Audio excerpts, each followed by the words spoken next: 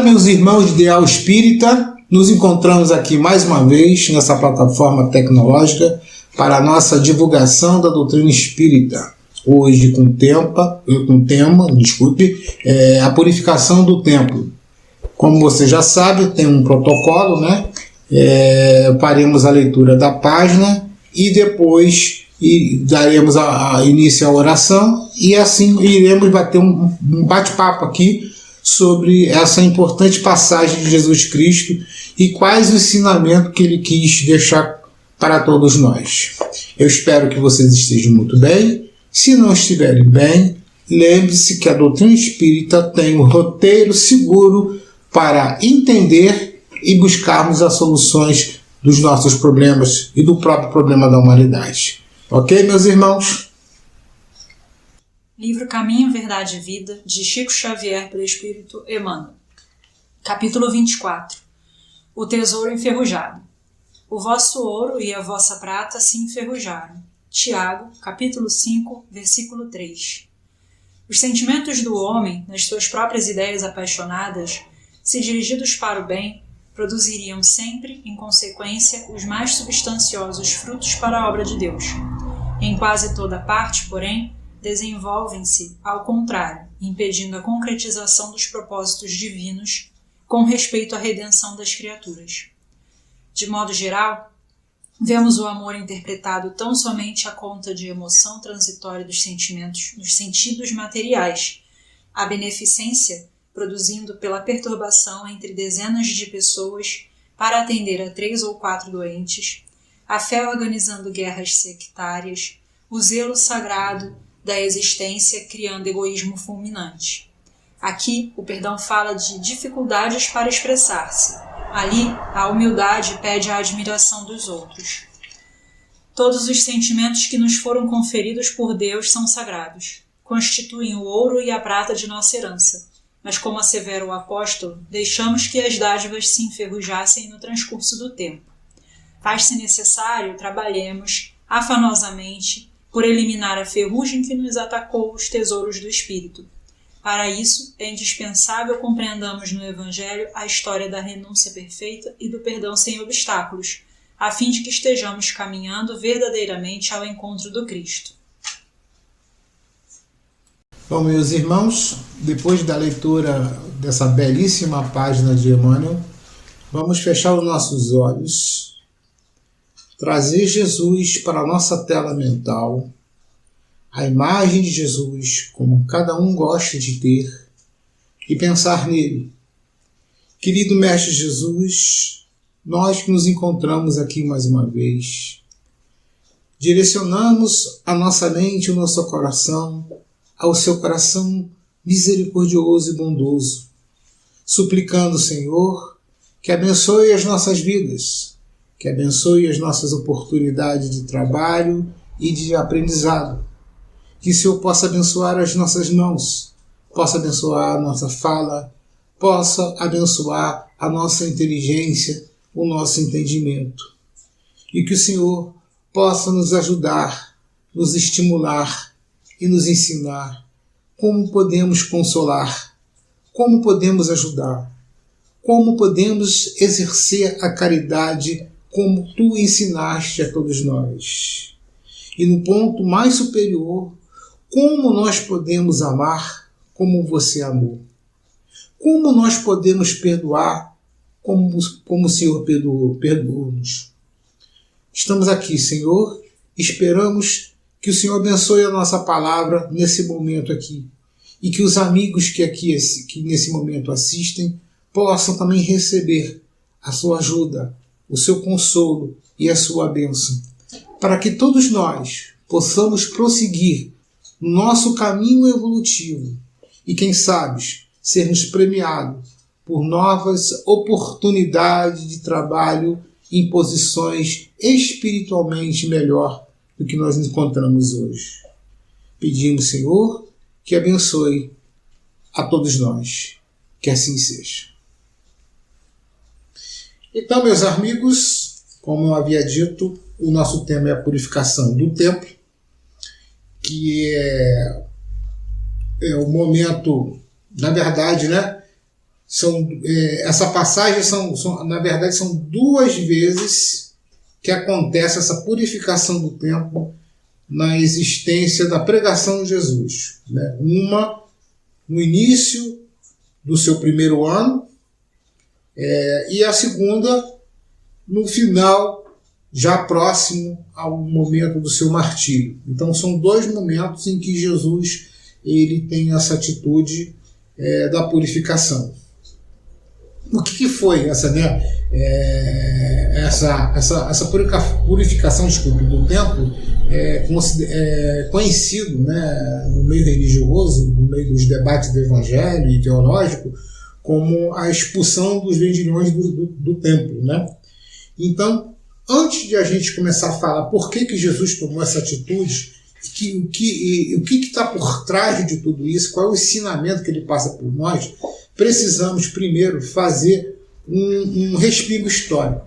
Vocês estão olhando aqui no meu lado aqui esquerdo, no lado direito de vocês, serão 2 imagens. A imagem que é uma maquete, uma maquete digital do templo de Jerusalém, né? O templo de Salomão, reconstruído pelo rei Herodes o Grande, que reconstruiu. Repare bem esse templo. É sabido pelos estudos de história e de teologia e de conhecimento religioso que a parte interna desse templo aqui, como vocês estão vendo na imagem, né, a parte interna da construção, essa construção belíssima, por sinal, realmente tem que concordar com a rainha, né, se eu não me engano, a rainha Salomé, que teve lá, que elogiou o templo, que ele é muito belo, por sinal, os traços, bem chamados clássicos, né? Aquele interior só era permitido aos sacerdotes, aos iniciados da religião. Então não era uma área permitida para o povo comum, para as pessoas comuns, muito menos para as mulheres e as outras pessoas que não eram judeus, né? Não eram semitas ali da matriz das 12 tribos de Israel. Tá? Na parte de baixo da escada, né, que eu vou mostrar uma outra imagem aqui para vocês, vocês estão olhando uma outra imagem, essa imagem está toda descrita aqui. Então, primeiro, a imagem primeira é onde era o templo, ali, né? Então, essa escadinha que tinha da imagem primeira te dá ao chamado Pátio das Mulheres. Ali que era o único local ao mais próximo que as mulheres podiam chegar do templo. Quando se fala que as pessoas iam para o templo, gente, era na maioria das vezes, esmagadoramente, né, as pessoas comuns, né, era no entorno, principalmente na frente e no entorno. E é justamente nessa frente e entorno aí, que vocês estão vendo na imagem, onde se dava aquela feira. É uma verdadeira feira, como é descrito, né, em obras até mediúnicas, uma feira onde se vendia de tudo, né? Principalmente os animais para o sacrifício, né? Como bois, como pombos, vendiam objetos e etc., de toda a prática. Então, Jesus, na descrição, Jesus ele se irrita, vamos dizer assim, ele se incomoda que para ele chegar mais próximo do templo, ele tinha que atravessar essa multidão de vendedores, tá? Isso mostrando um problema sério dessa importante e imponente instituição, desse símbolo religioso do qual ele foi construído para que, como diz nas profecias antigas, né, seria o centro de oração das nações. Centro de oração das nações. Então era para todo mundo. Todas as nações deveriam, né, se curvar em respeito, em oração a esse ponto, que é o ponto onde se estabeleceu, vamos dizer assim, onde também se encontra lá dentro, né, a famosa Arca da Aliança, que estaria ali supostamente a cópia original, né, a tábua dos 10 mandamentos e outras coisas mais, que criou um sentimento sagrado, né? Um sentimento sagrado. E nesse sentimento sagrado tem que lembrar que a religião, essa religião judaica, era uma religião monoteísta, e foi um povo escolhido por Jesus, né, o nosso Messias, para encarnar na terra, para dar início ao seu apostolado e para dar toda a revelação, né, a chamada segunda revelação, dar toda a revelação de Deus, das leis principais de Deus, que são as leis morais de Deus, né, ou as leis naturais, como está no Livro dos Espíritos, na sua prática. Né? Jesus ele não só falou, mas como ele deu demonstração prática dessa lei. Então, por isso que dessa importância, né? O monoteísmo, lembrando que o mundo é um mundo de um oceano de politeísmo, e ali era o único ponto. Por isso que ali é considerado uma instituição, né? Seria uma construção que iria unir todas as nações, depois que as nações convertessem, né? Para, vamos dizer assim, para o monoteísmo, né? Para a crença num Deus único. Entendido essa parte, agora vamos para a questão própria do Evangelho. Então, como eu já havia dito para vocês, foram duas ações no intervalo mais ou menos, tá, gente, de 3 anos, da atitude da purificação do templo. A primeira que nós encontramos está em Mateus, no capítulo 21, versículo 12 e 13, que é assim: Jesus entrou no templo e expulsou todos que ali estavam, comprando e vendendo. Derrubou as mesas dos cambistas e as cadeiras dos que vendiam pombas. E lhes disse: está escrito, a minha casa será chamada casa de oração. Mas vocês estão fazendo dela um covil de ladrões. Então essa é a primeira, tá? É o primeiro momento que ele expulsa aquelas pessoas, naturalmente depois elas retornaram, né, como nós sabemos, mas é a atitude de Jesus para esse momento.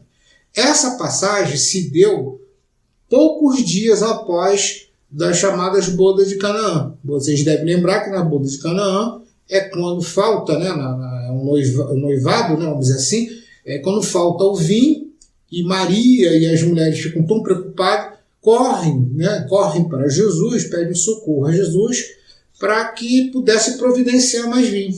E ali é realizado o primeiro milagre, né, que no Espiritismo a gente sabe que o milagre propriamente em si não existe, o que existe são efeitos físicos, né, efeitos dentro das leis, do qual Jesus dominava absolutamente toda essa força, toda essa lei, toda essa condição. É quando Jesus ele faz a multiplicação do vinho, né, para que a festa não envergonhasse assim, os promotores da festa, né, o noivado, aquela situação toda. Então é o primeiro milagre que se tem registrado nos evangelhos.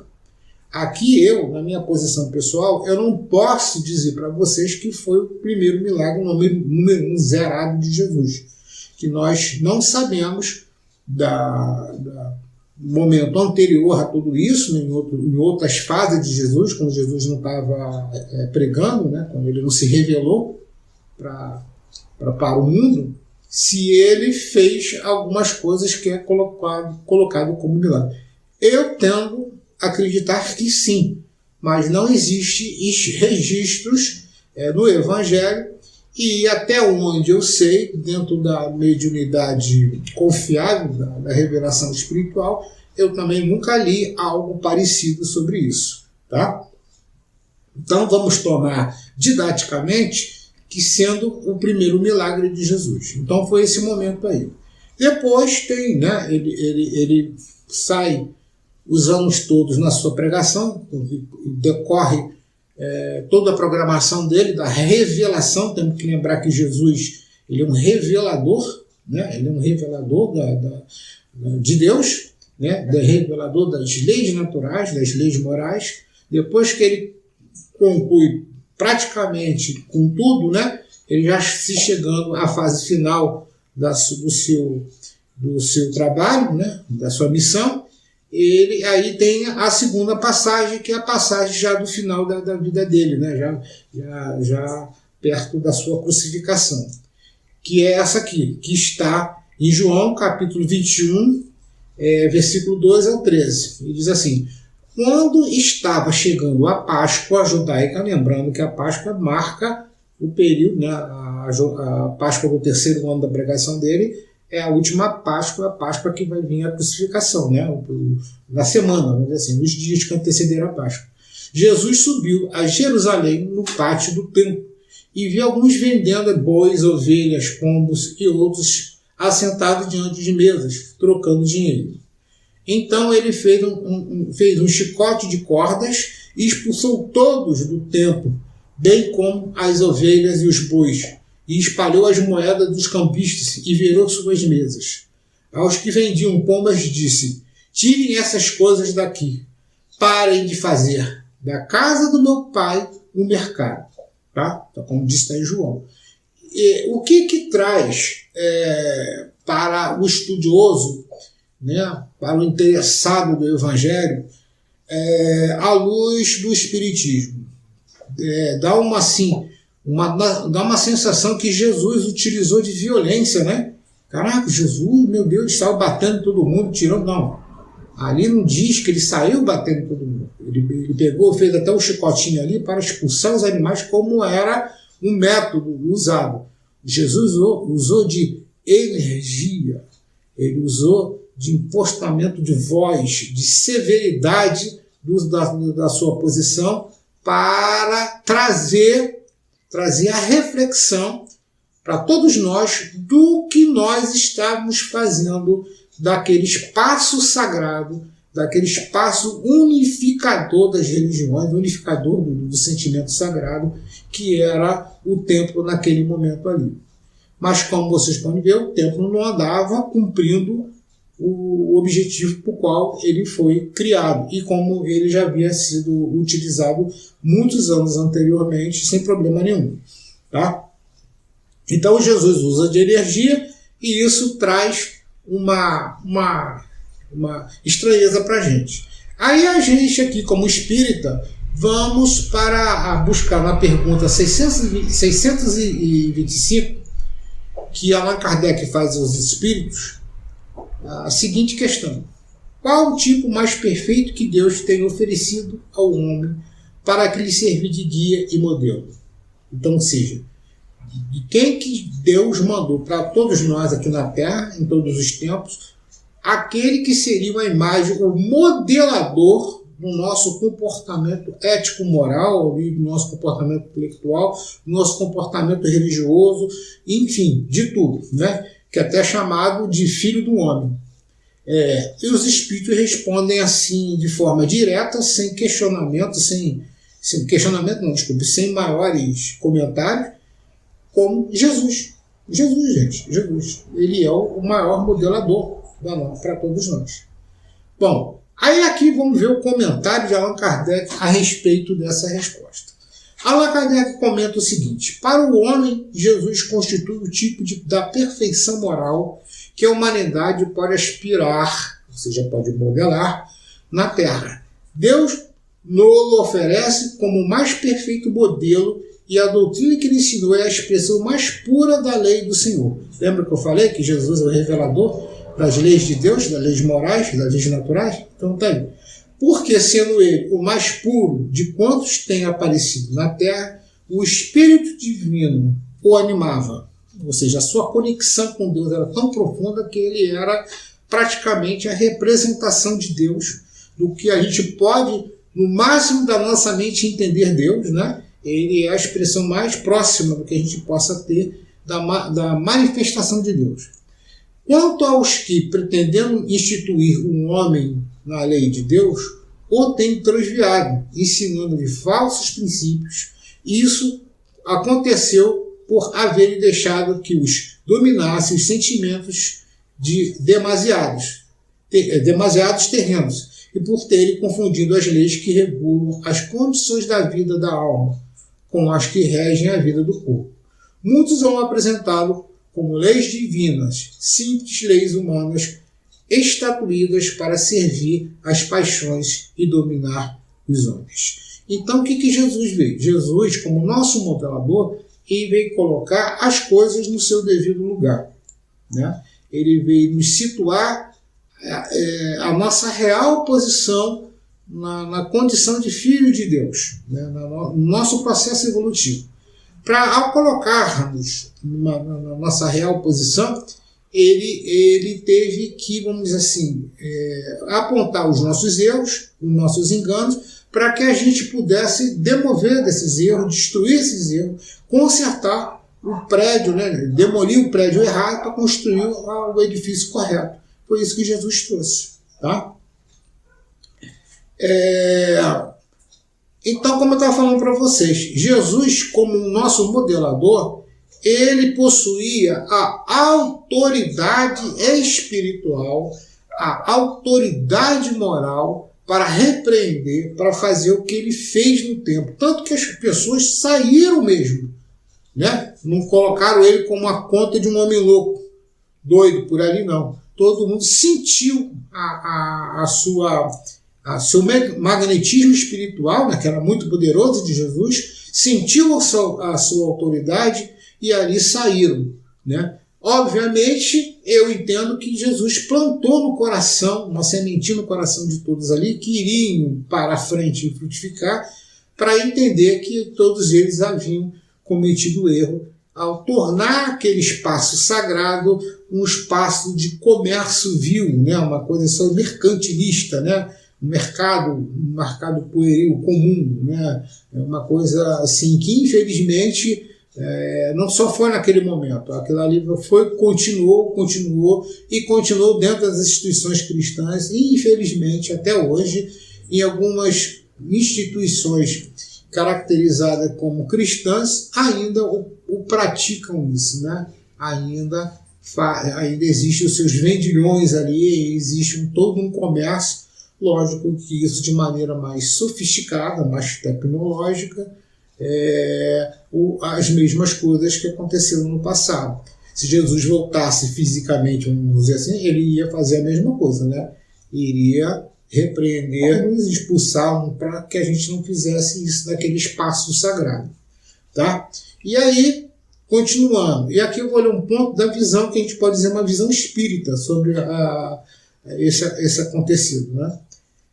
A purificação do templo destaca a indignação de Jesus contra a corrupção na adoração, ao expulsar os vendedores e reafirmar a santidade do templo.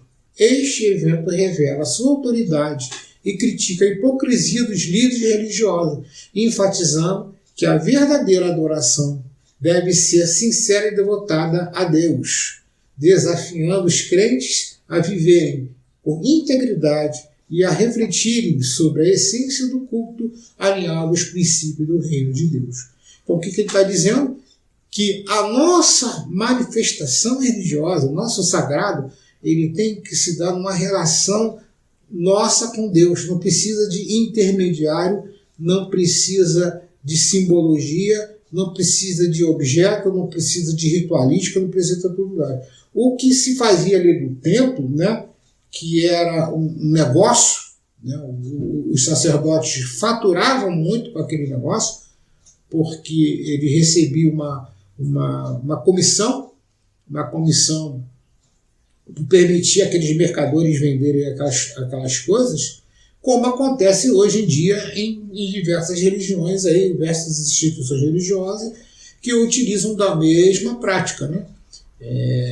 Criam a ideia que a gente precisa de intermediários materiais, de ritos, de cerimoniais tais, para que Deus pudesse falar com a gente, ou atender os nossos pedidos, ou atender as nossas preces. Jesus chegou, espanou tudo isso, dizendo que não há nada disso, não existe isso.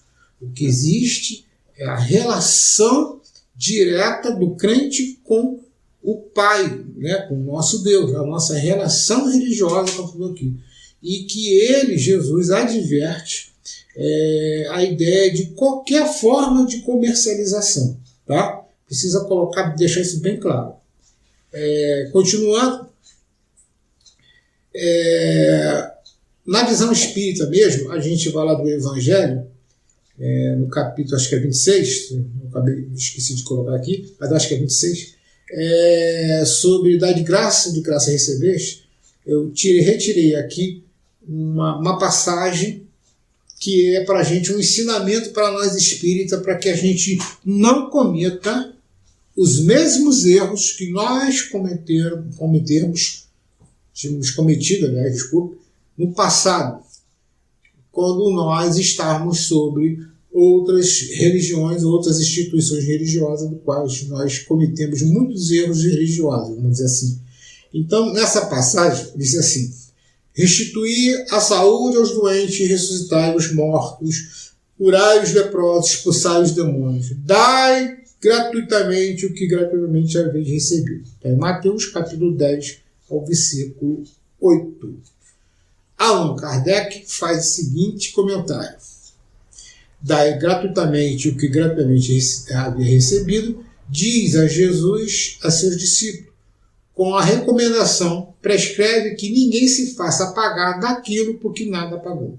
Ora, o que eles haviam recebido gratuitamente era a faculdade de curar os doentes, de expulsar os demônios, isto é, os maus espíritos. Esse dom Deus lhe dera gratuitamente para alívio dos que sofrem e como meio de propaganda de fé.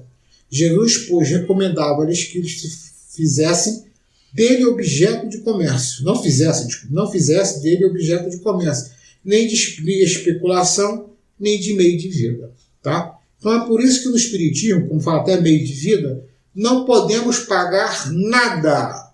Nenhuma casa espírita, realmente obedecendo os preceitos de Allan Kardec, federalizada ou não pelo seu órgão unificador, né, regional, estadual e até federativo aí, ou não, quem segue os preceitos de Allan Kardec, não se pode cobrar por nada, não pode se cobrar por palestra, não pode se cobrar por passe, por atendimento fraterno, por auxílio, por trabalhos mediúnicos, qualquer coisa. Não se pode, é zero, não se pode.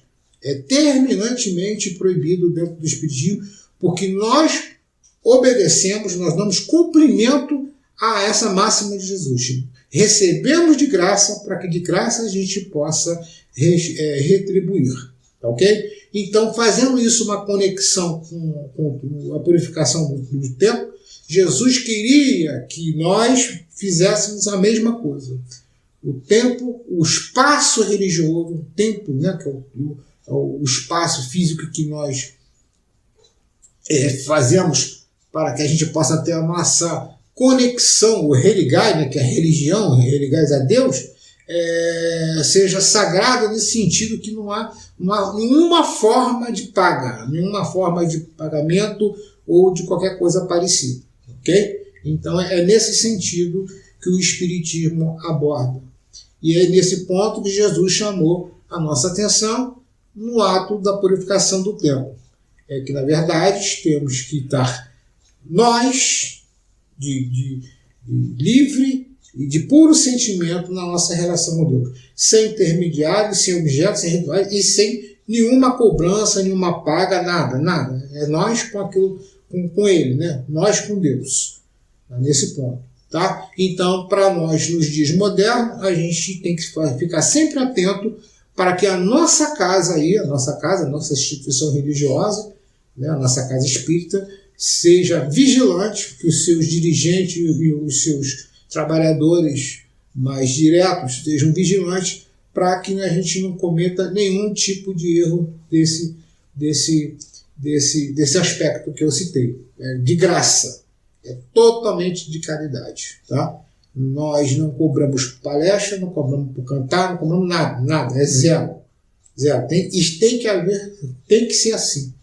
É chato saber, às vezes, que eu fico, tomo conhecimento pela internet, pelo YouTube, que determinadas figuras, até de uma certo reconhecimento público, que para participar de determinados eventos em outra cidade, além do, que é natural, que tem que pagar as contas da viagem, né? Isso eu acho que é uma coisa razoável, mas que o cara cobrou, eu não vou falar o nome da pessoa, mas que cobrou as horas de trabalho que ele deixou de fazer para poder ele participar de um determinado evento lá, Isso aconteceu lá no Centro-Oeste, né? Ele saiu do Nordeste para ir para o Centro-Oeste e ele cobrou os dias que ele deixou de trabalhar, ele cobrou das associações espíritas lá. Isso não pode acontecer. Você tem que ir totalmente de graça. Se você não pode ir deixar o seu trabalho, então não vá.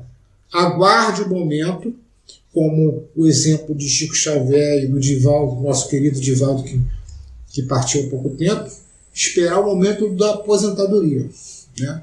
Ou das férias, ou etc., para poder fazer isso. Ok, meus irmãos?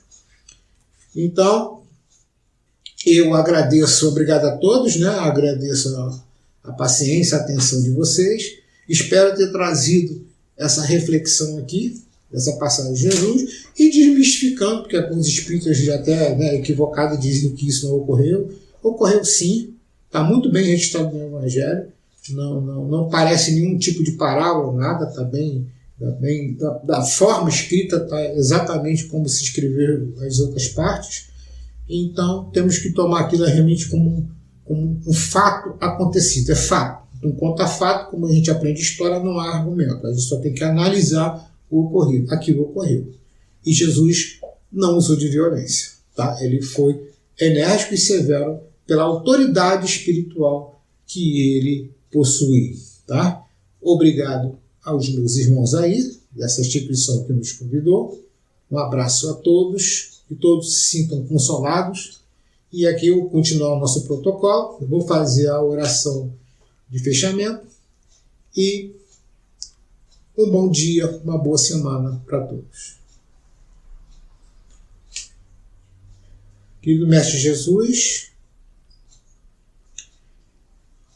nós que nos encontramos aqui no encerramento da nossa fala, né, do nosso comentário, peço a Ti que abençoe as nossas vidas, nossa oportunidade, que o Senhor possa atender os corações dos nossos irmãos encarnados e desencarnados que assistem a essa transmissão, que eles possam ser atendidos na sua necessidade espiritual, que eles possam ser consolados, que eles possam ser apoiados, que eles possam ser revigorados da sua fé e que eles possam abraçar o desejo de se transformarem, de trabalharem na sua própria iluminação, de crescer espiritualmente um pouquinho a cada dia, para que possa reunirmos todos nós num grande exército de anjos, como tu disseste tempos atrás, a glorificar o nosso Pai